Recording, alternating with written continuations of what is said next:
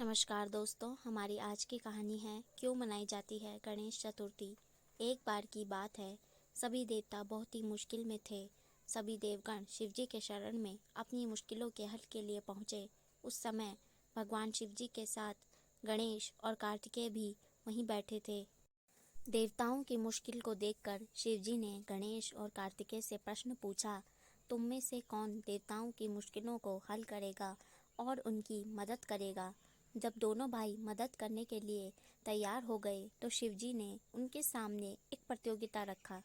इस प्रतियोगिता के अनुसार दोनों भाइयों में जो भी सबसे पहले पृथ्वी की परिक्रमा करके लौटेगा वही देवताओं की मुश्किलों में मदद करेगा। जैसे ही शिवजी ने यह बात कही, कार्तिकेय अपनी सवारी मोर पर बैठकर पृथ्वी की परिक्रमा करने चले गए, परंतु गणेश जी वहीं अपनी जगह पर खड़े रहे और सोचने लगे कि वह मूषक की मदद से पूरे पृथ्वी का चक्कर कैसे लगा सकते हैं। उसी समय उनके मन में एक उपाय आया।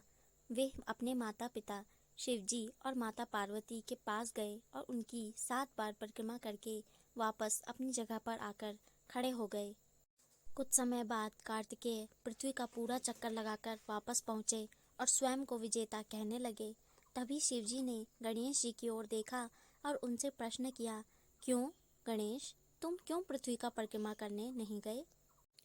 तभी गणेश जी ने उत्तर दिया, माता पिता में ही तो पूरा संसार बसा है। चाहे मैं पृथ्वी की परिक्रमा करूं या अपने माता पिता की, एक ही बात है। यह सुनकर शिवजी बहुत खुश हुए और उन्होंने गणेश जी को सभी देवताओं के मुश्किलों को दूर करने की आज्ञा दी। साथ ही शिवजी ने गणेश जी को यह भी आशीर्वाद दिया कि कृष्ण पक्ष की चतुर्थी में जो भी व्यक्ति तुम्हारी पूजा और व्रत करेगा उसके सभी दुख दूर होंगे और भौतिक सुखों की प्राप्ति होगी।